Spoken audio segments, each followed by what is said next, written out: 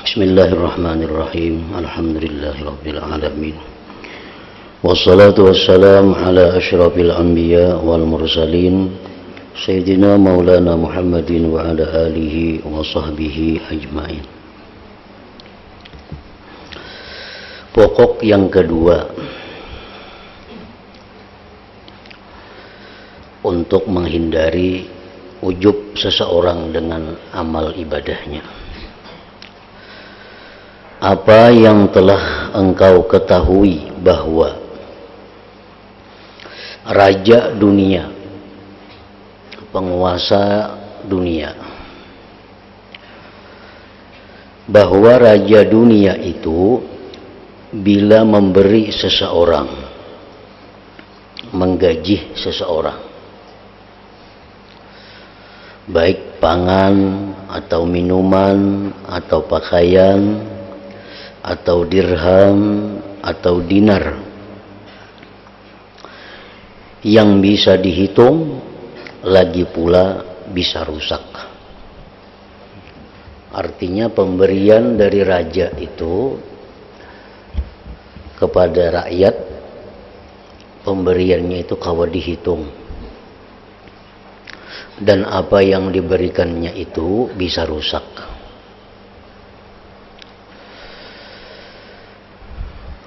Raja itu tentu menjadikannya sebagai pelayan, siang dan malam, dengan hina dan nista. Ia berdiri di dekat sang raja sampai keluk, sampai katur kedua kakinya, dan berjalan di depan ketika raja menunggang. Ketika raja berkuda, seorang berjalan di muka. Kadang-kadang raja memerlukannya supaya berdiam diri menjaga pintu semalam suntuk. Kadang-kadang ada musuh datang hendak menyerang raja, terpaksa ia harus bertempur melawan musuh raja itu, sehingga ia menyerahkan jiwanya yang tidak ada gantinya demi sang raja. Ia memikul semua pelayanan, kesulitan, kegawatan dan bahaya ini demi manfaat sedikit yang remeh. Berapa ada gajinya sebulan orang yang jadi keamanan raja, orang yang jadi pelayan raja, siang malam bekerja.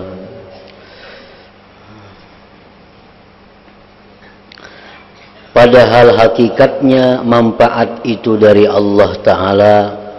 Raja hanyalah jadi sebagai sebab. Jadi Tuhanlah yang menciptakan engkau, sedangkan engkau sebelumnya bukan apa-apa. Kemudian Tuhan pula yang mengatur diri engkau, membaguskan pengaturan untuk engkau, lalu Tuhan memberikan nikmat kepada engkau dengan nikmat yang zahir dan batin, berkenaan dengan agama engkau, diri engkau, dan dunia engkau, yang semua itu tidak dapat digapai oleh pahaman engkau dan dugaan engkau. Allah Azza wa Jalla berfirman, wa in ta'uddu ni'matallah la tuhsuha. Artinya jika kalian menghitung nikmat Allah, tentu kalian tidak dapat menghitungnya. Nah, kemudian engkau salat 2 rakaat. Kemudian engkau sembahyang 2 rakaat dengan celak dan cacat sembahyangnya itu yang terdapat dalam salat itu, serta dengan apa yang dijanjikan Allah pada 2 rakaat itu kemudian hari, yakni bagusnya ganjaran dan berbagai karamah, sehingga engkau menganggap agung dan menghirani amal 2 rakaat itu. Yang demikian sebenarnya bukanlah kelakuan orang yang berakal jika engkau mau merenungkan. Artinya kita sembahyang 2 rakaat, sedangkan sembahyang kita yang 2 rakaat ini kada sempurna, banyak kekurangannya. Mulai takbirnya, mulai membaca Fatihahnya, surahnya, tasyahudnya, rukuk sujudnya banyak kurang. Nah, walaupun dengan demikian kekurangan, sembahyang 2 rakaat yang hanya beberapa menit itu Allah memberikan ganjaran kepada kita, ganjaran yang kada kawa dihitung, ganjaran yang begitu berharga. Nah, setelah itu pantaskah kita ujub dengan 2 rakaat yang penuh celak itu? Pantaskah kita ini membanggakan yang 2 rakaat itu? Padahal kita bisa sembahyang itu adalah anugerah Allah, kita bisa bergerak itu adalah pertolongan Allah. Nah, mestinya yang kita banggakan itu adalah Allah Subhanahu wa ta'ala, bukan pekerjaan yang sembahyang 2 rakaat itu. Karena kalau kita melihat, kita memandang pekerjaan kita itu seperti orang yang tadi begawi lawan raja, siang hari siang malam jadi pelayan raja, berapa ada sebulan digajinya. Nah, sebenarnya itulah nilai daripada pekerjaan kita yang susah payah. Nah, sembahyang itu mestinya kalau kita nilai dengan perbuatan kita, kita pandang perbuatan kita, berapa ada harganya. Tetapi Allah dengan pemurahnya, Allah dengan sifat jawabnya, memberikan sembahyang 2 rakaat tadi dengan balasan yang luar biasa. Nah, jadi kada pantas kita ini takjub dengan amal kita. Kada pantas kita memandang kepada perbuatan kita, karena perbuatan kita itu kada ada harganya. Kalau ada harganya pun murah benar harganya. Yang kita pandang itu adalah pemberian Allah, yang kita pandang itu anugerah Allah. Dalam sebuah hadis disebutkan, wa inna baban minal ilmi yata'allamur rajul khairun min ayyakuna lahu abu qubaisin zahaba fa'amfaqahu fi sabilillahi ta'ala. Ujar Nabi kita bahwa orang yang belajar satu bab daripada ilmu agama, maksudnya belajar sabab aja, itu lebih baik baginya daripada mempunyai emas yang besarnya seperti Jabal Kubis. Di Makkah itu ada Jabal Kubis, disedekahkannya di jalan Allah.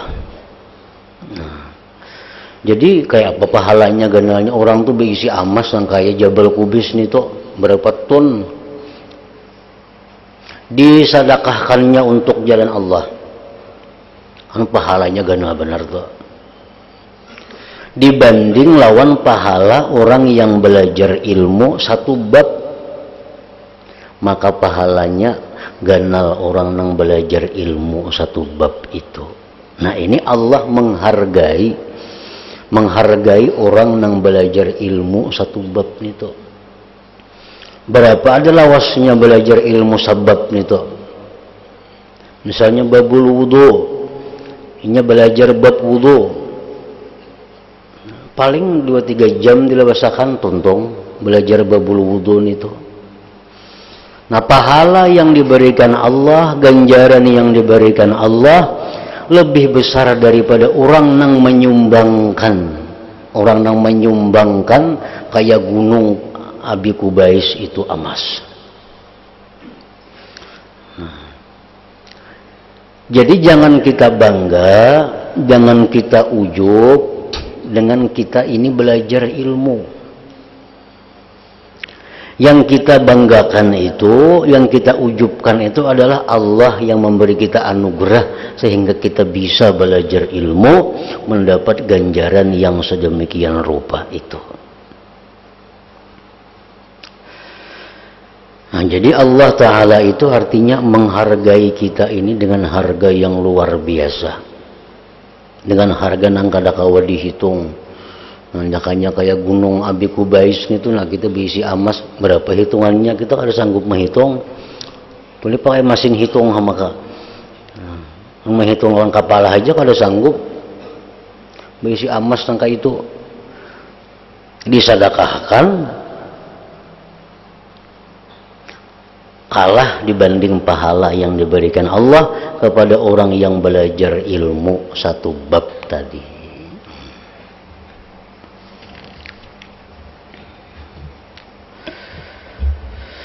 Pokok yang ketiga,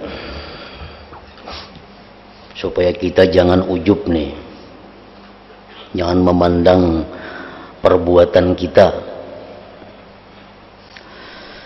Di antara kebiasaan maharaja, maharaja itu anggaplah presiden umpamanya, adalah dilayani oleh raja-raja lain dan para kepala pemerintahan. Nah, presiden itu bisa dilayani oleh perdana menteri, presiden dilayani oleh menteri, presiden dilayani oleh gubernur, bupati, raja-raja kecil. Para majikan dan orang-orang besar berdiri di dekatnya. Presiden itu kada kawa, jadi orang-orang besar nang kawa di dekatnya itu. Para cerdik, cendekiawan, bubuan profesor, para presiden itu kalau dan para ahli hikmah melayaninya, para ulama mencari pujiannya, para pembesar dan para pemimpin mengawalnya. Nah, itu presiden. Itu maharaja.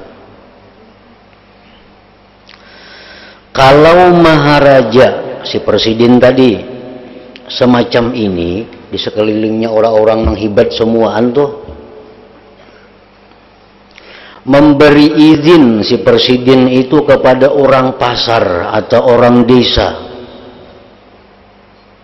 sebab kasihan si presiden nih, atau memberinya presiden perhatian kepada orang desa tadi masuk menghadap. Sehingga orang desa tadi mendesak para raja, 4 jubah kajal di situ. Para pembesar, para majikan, para pemimpin dan orang-orang utama dan melayani dan memujinya. Diberi izin si orang desa tadi 4 juga hadir di situ. Juga ia memberikan tempat tertentu, si presiden tadi memberikan kursi, kedudukan tertentu kepada orang pasar atau orang desa itu. Jam duduk sini aja presidennya, duduk di kursi sini, bergabung orang-orang besar tadi, dan memandang pelayanan orang tersebut dengan ridha, meskipun orang itu cacat. Padahal orang desa ini apa yang kau diandalkan? Kepintarannya, baik hadiahnya si orang desa, paling apa dah memberi hadiah lawan raja. Kepintarannya kayak apa orang desa itu. Tapi presiden dengan kemurahan beliau itu memberikan tempat kepada orang desa ini untuk duduk juga umpat di situ. Maka apakah tidak boleh dikatakan bahwa orang itu mendapat anugerah besar dari sang maharaja dan memperoleh besar dari sang maharaja, perhatian besar dari sang maharaja. Nah, ini kawa dipadahkan bahwa si orang desa ini orang beruntung, orang dapat anugerah besar orang kampung ini. Kenapa? Karena diizini oleh raja umpat juga bergabung lawan orang-orang besar tadi di situ, mengawal raja, menghadap raja. Padahal amun hadiahnya orang desa seapa ada.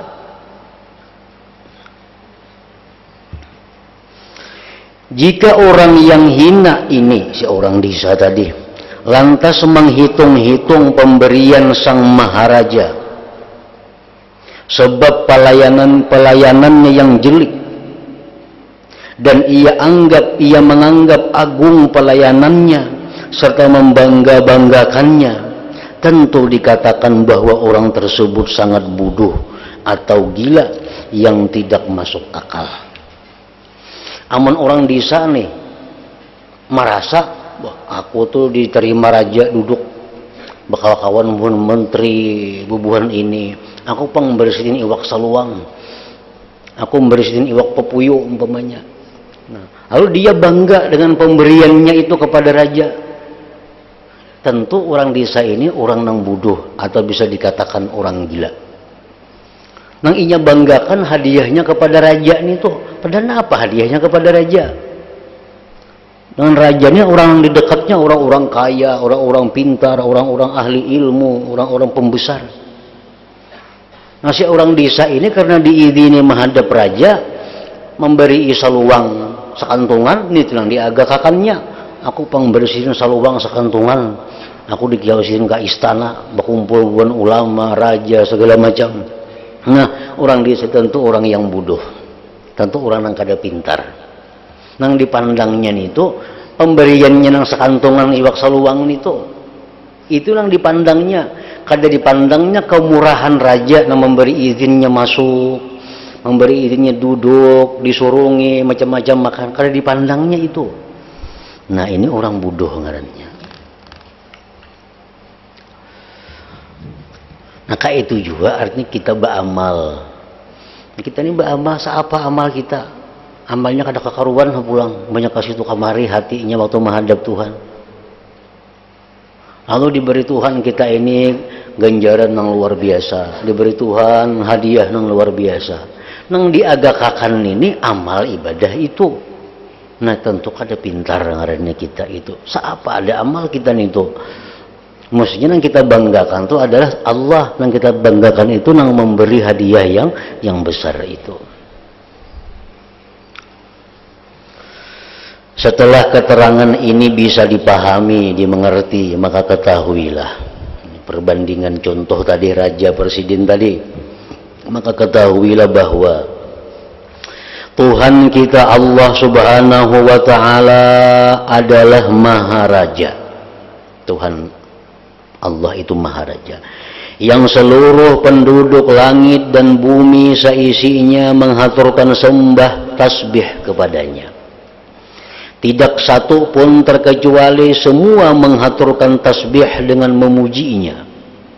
Dan dia adalah Tuhan yang disujuti oleh semua penduduk langit dan bumi, baik dengan ketaatan maupun dengan terpaksa. Semuaan patuh kepada Allah. Di antara makhluk yang melayani di sisi Allah adalah malaikat Jibril, Mikail, Israfil, Izrail, para malaikat pemikul aras, para malaikat al-karrubiyun dan malaikat ar-ruhaniyun, dan semua malaikat yang dekat dengan Allah yang tidak terhitung jumlahnya, berada di tempat mereka yang luhur dan diri mereka yang suci, ibadah mereka yang agung. Kemudian di antara makhluk yang selalu melayani di sisi Allah lagi ialah para nabi. Adam, Nuh, Ibrahim, Musa, Isa, Muhammad, sebaik-baik orang alam selain para nabi dan para utusan yang bertempat di tingkatan luhur, kehormatan yang mulia, pangkat mereka yang mulia, ibadah mereka yang agung lagi berharga. Lalu para ulama yang menjadi imam yang baik-baik, orang-orang zuhud yang berada pada pangkat mereka yang agung lagi megah. Badan mereka bersih, ibadah mereka banyak lagi murni yang saling membantu. Dan pelayan yang paling rendah adalah para raja dunia dan orang yang sewinang-winang. Semua sujud dengan hina menyusup-nyusupkan wajah mereka ke tanah merendah-rendah. Menghaturkan hajat mereka sambil menangis, dan mengakui bahwa mereka adalah hamba, mengakui bahwa mereka kurang dalam segala hal, sambil bersujud penuh kehinaan.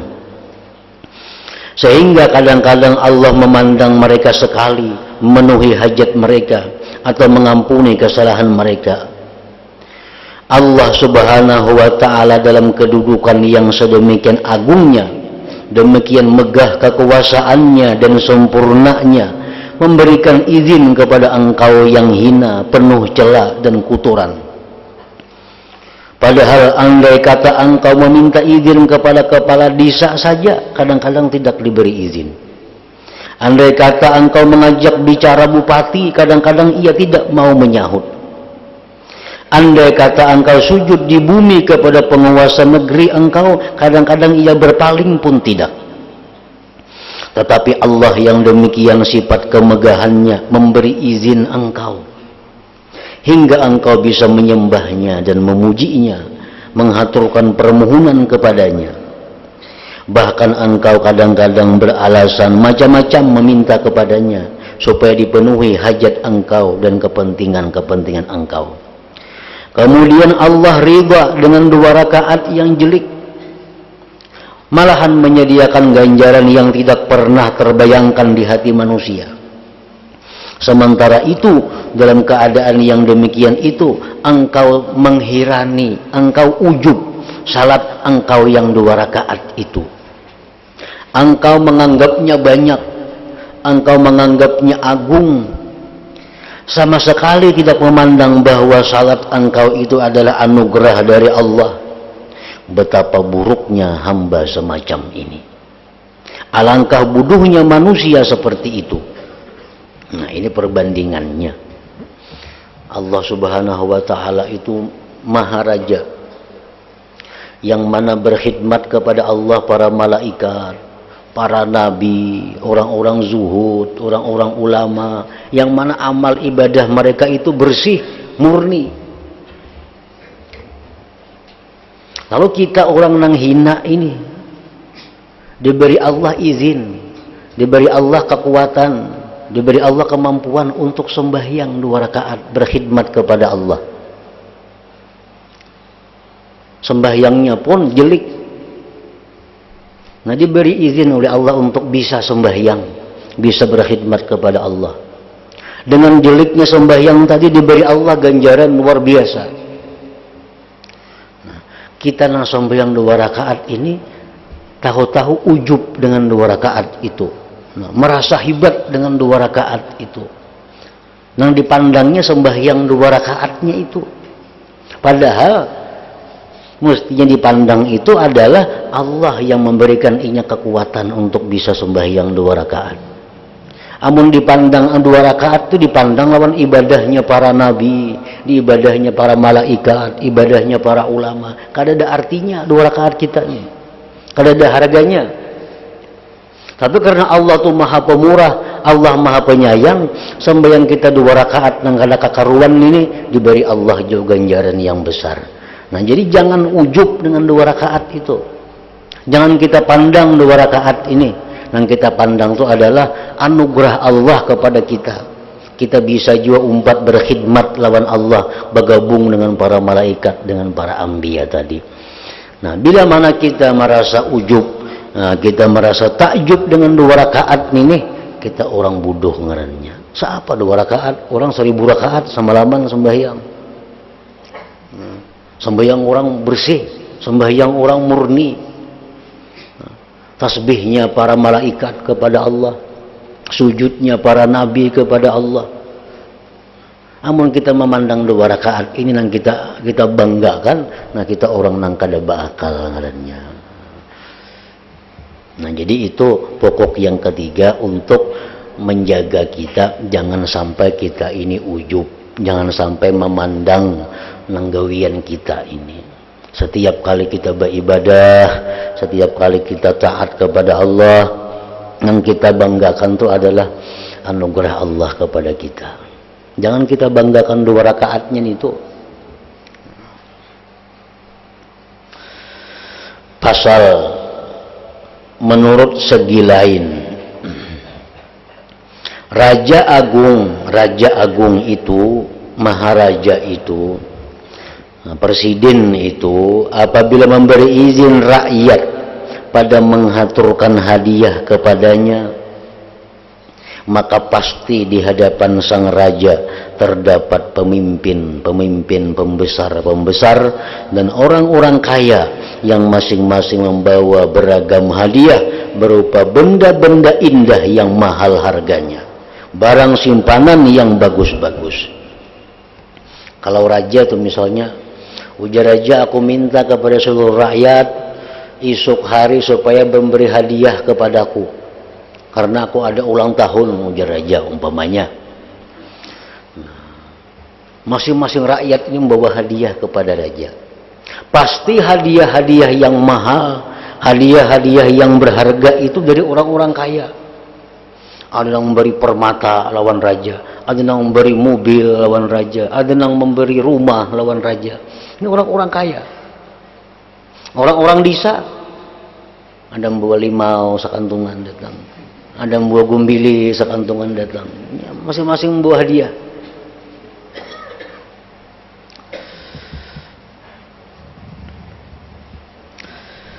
Nah, lalu seandainya ada seorang penjual sayur datang, ya, ini suruh membawa hadiah, membawa seikat sayur, atau seorang desa membawa sekeranjang anggur yang harganya hanya beberapa rupiah, tetapi ia terus saja masuk menghadap raja dan ikut berdesak-desakan dengan orang-orang kaya. Empat jual bakal di situ yang dibawa sayur. Dengan orang-orang kaya, para pembesar dan para pemuka yang pada membawa banyak hadiah, lagi pula mulia-mulia. Kemudian sang raja berkenan menerima hadiah penjual sayur ini dan mau melihat dengan pandangan menerima dan ridha. Terima kasih ya raja kepada tukang sayur yang membawa sayur ke sini. Terima kasih. Serta memerintahkan agar penjual sayur ini diberi pakaian yang indah-indah dan dimuliakan. Macam beri aku sayur, terima kasih banyak. Tuh ganti baju sama baju nang baik. Pakai cincin ini, pakai gelang ini, pakai sepatu ini, ganti pakaian ikam tuh. Apakah hal ini bukan merupakan puncak anugerah dan kemuliaan? Ini merupakan anugerah yang luar biasa lawan tukang sayur ini. Memuda seikat sayur, masuk ke istana raja, diberi izin oleh raja, diterima, terima kasih lagi oleh raja, ganti pakaian, diberi hidangan macam-macam. Nah, kemudian bila orang fakir yang menghadiahkan sayuran ini menyebut-nyebut pemberiannya kepada sang raja dan mengagumi hadiahnya serta melupakan karunia sang raja, tidakkah ia disebut orang gila atau orang dungu, kurang ajar dan sangat tulul? Oh, aku nak diberi raja gelang jam, aku diberi raja cincin, sepatu, baju larang, semua anak diberi makannya oleh raja. Aku pang bersihin sayur seikat, nak maulah kayak itu. Nang dipandang ini nang memberi sayur seikat itu nang diagakakannya. Aku pang bersihin sekantungan gumbili tanah, gumbili kayu, bersihin motor, bersihin apa. Nang diagakakannya, nang hadiah gumbili ini tuh kan ini orang kada bakal ngarannya. Mestinya nang diagungkan itu adalah kemurahan raja. Nang diagungkan itu hadiah raja, bukan pemberian seorang. Karena pemberian seorang ini kan ada artinya. Nanti orang sebelah sana memberi raja mobil, orang sebelah sana memberi raja rumah, orang sini memberi raja permata. Nah, jadi kalau kita memandang ibadah kita ini yang sedikit ini kita pandang, kita banggakan, itu kita kada bakal ngarannya. Tuh lihatin nabi-nabi kayak apa ibadahnya, malaikat kayak apa ibadahnya. Nah, kalau kita dapat kemuliaan dengan ibadah kita, yang kita banggakan itu adalah Allah yang memberikan itu. Aku sembahyang 2 rakaat, sembahyang hajat 2 rakaat, bacaannya ini. Tuntungku sembahyang hajat 3 hari, kabul hajatku.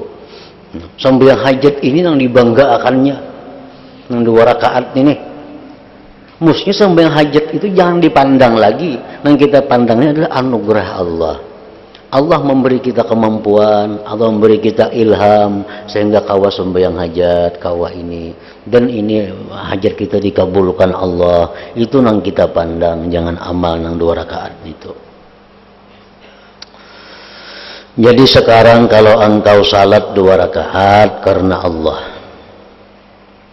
yang sembahyang 2 rakaat lillahi ta'ala, maka setelah selesai 2 rakaat hendaklah merenungkan.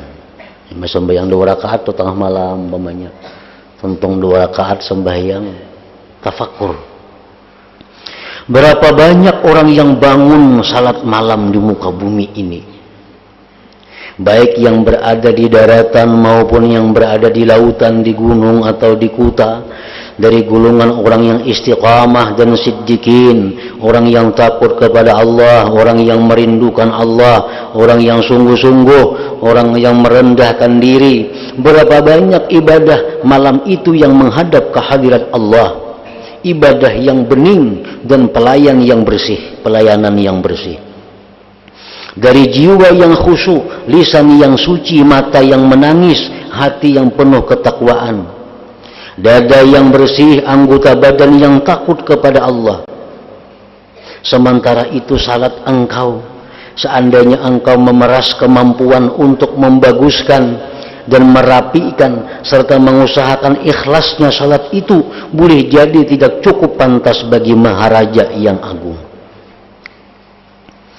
Boleh jadi tidak pantas bagi Maharaja yang agung ini, dan tidak tampak terang di sisi ibadah-ibadah yang diajukan pada penghadapan ini. Nah, bagaimana bisa pantas sedangkan salat engkau keluar dari hati yang lalai, bercampur-campur dengan berbagai celah, dan badan yang najis lantaran kotoran dosa, serta lisan yang bercelumur dengan bermacam-macam maksiat dan omong kosong. Bagaimana amal engkau macam ini dapat dibawa ke hadapan itu? Bagaimana pantas dihadiahkan kepada Tuhan yang Maha Kuasa, yang Maha Mulia? Jadi mungkin kita jam 3, jam 4, jam 2 bangun sembahyang 2 rakaat. Nah, kita sadar bahwa pada saat ini ada sedikit orang yang sembahyang malam. Orang-orang ulama, siddiqin, para aulia, yang ibadah mereka itu sangat khusyuk, ibadah mereka itu sangat bening, ibadah mereka sangat bersih. Nah, sedangkan aku ini 4 juga malam ini jam 2 sembahyang, dengan sembahyang yang kada kakaruan ini, yang sebenarnya kada pantas dihadiahkan kepada Allah. Nah, jadi yang kita pandang itu adalah betapa untungnya kita malam itu kawaja umpat berkumpul, nah kawaja umpat bergabung lawan orang-orang yang mulia itu, walaupun dengan keadaan yang serba kurang. Nah, jadi yang kita syukuri itu adalah anugerah Allah kepada kita tuh, kawa umpat juga di situ. Banyaknya orang yang malam guring kada tahu apa-apa. Kita ini dipilih Allah umpat juga rombongan itu, walaupun paling pembelakangan rombongan tabulirit sudah. Tapi umpat juga dapat juga bagian untuk mengaturkan hadiah kepada Allah Subhanahu wa taala. Nah, anugerah itu yang kita pandang. Amun kita memandang anugerah itu, pahalanya jauh lebih besar daripada sembahyang yang 2 rakaat itu. Guruku Abu Bakar Al-Warraq rahimahullah berkata, pikirkan wahai orang yang berakal, patutkah engkau mengajukan salatmu ke langit? Patutkah engkau mengajukan salatmu itu ke langit sebagaimana hidangan yang engkau kirimkan kepada orang-orang kaya? Patutkah sembahyang kita ini kita hadiahkan ke langit sana?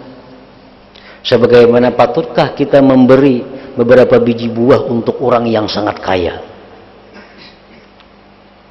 Selanjutnya beliau berkata, setiap kali selesai salat, aku pasti merasa malu sekali, melebihi malu perempuan sehabis berbuat zina.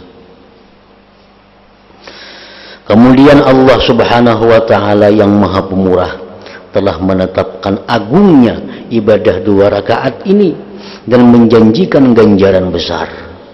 Sedangkan engkau adalah hamba yang senantiasa memperoleh anugerah dan bisa mengerjakannya sebab mendapatkan pertolongan dan dimudahkan Allah. Walaupun demikian, engkau masih saja mengagumi amal engkau dan melupakan anugerah Allah. Maulah kita mengagumi amal kita, maulah kita melupakan anugerah Allah. Gak ada bisa melupakan anugerah Allah. Demi Allah, hal semacam ini merupakan perkara yang paling mengherankan. Orang tuh merasa bangga sembahyangnya 2 rakaat, bangga ibadahnya baca Quran sehatam. Ini kada masuk akal.